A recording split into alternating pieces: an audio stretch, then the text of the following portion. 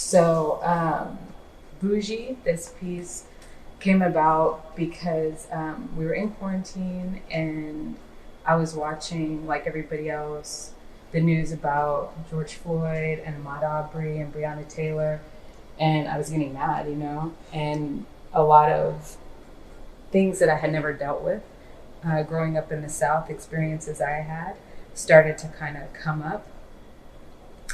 And in conjunction with like those racist experiences that I had had, I also started to have these sort of like rants on Facebook. And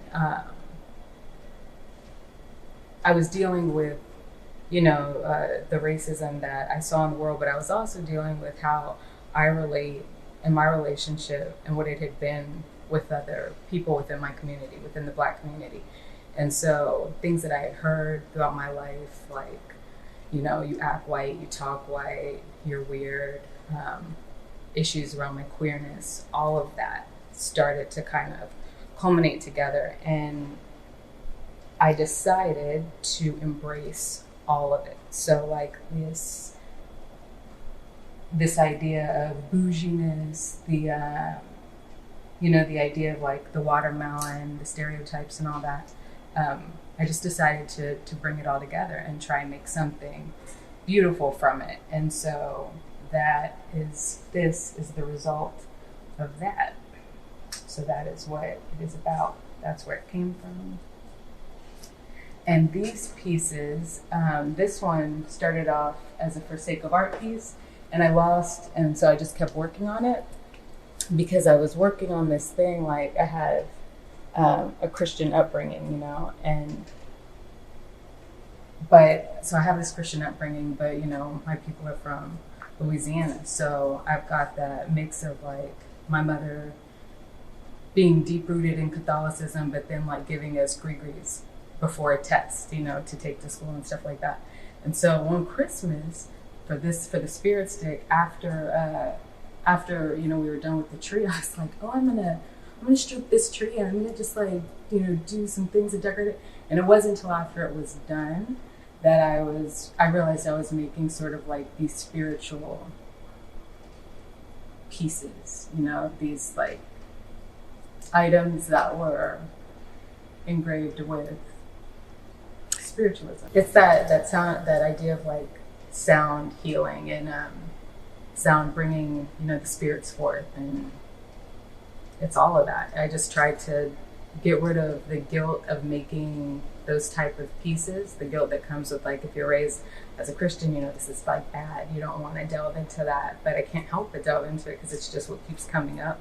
So I just decided to go with it, and that's the result. I used to be super competitive with it and like ride that wave, but it was torment. It's torment. And so I took a step back and just started letting God kind of guide me in whatever way I was going to go. And what keeps me going, I don't feel as though it's much of a choice, you create because you have to create.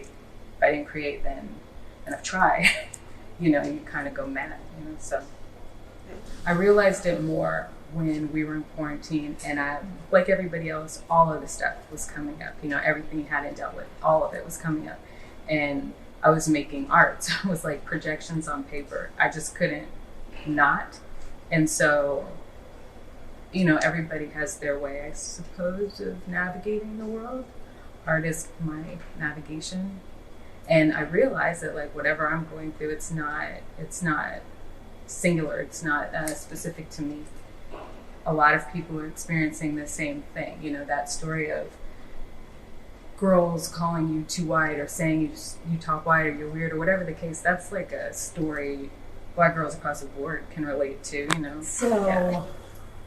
I try to bring forth items that have energy, and so there's this idea of currency, copper with the onyx, and then clear quartz exemplifies all of those energies. So the pennies are not anything like incredibly specific besides currency, copper, and colonialism and kind of trying to tie all that together, you know. That happens so organically. Like, it's just the medium that gets the message across, you know. It makes sound, it moves.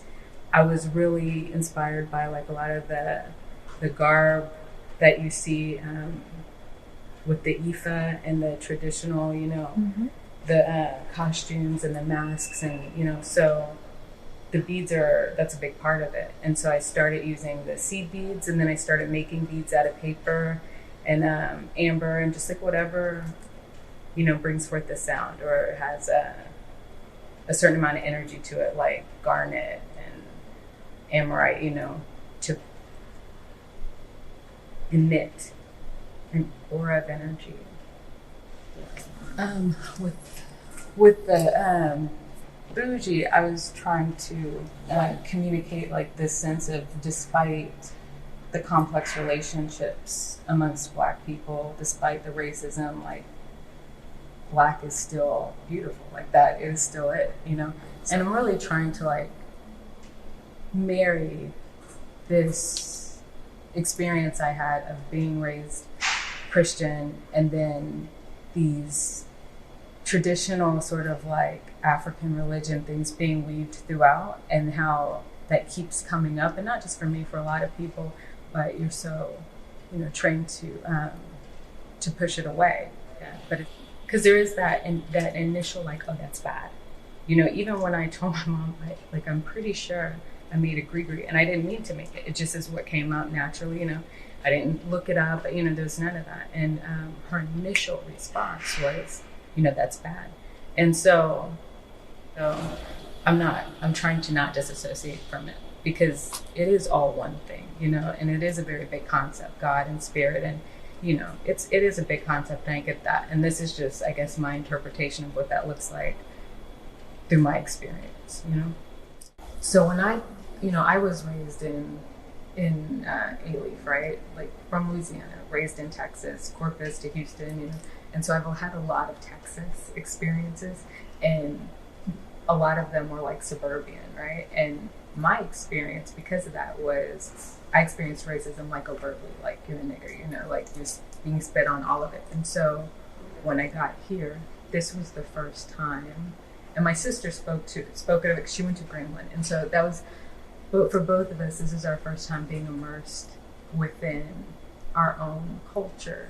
And so living in Third Ward for those 10 years, it didn't take me 10 years to graduate, but, you know, for living in Third Ward for those 10 years, going to TSU, the professors that I had, you know, the people that I developed friendships with, it was just all love. And so then once you graduate, you leave that, you know, and then you go back into like this other world.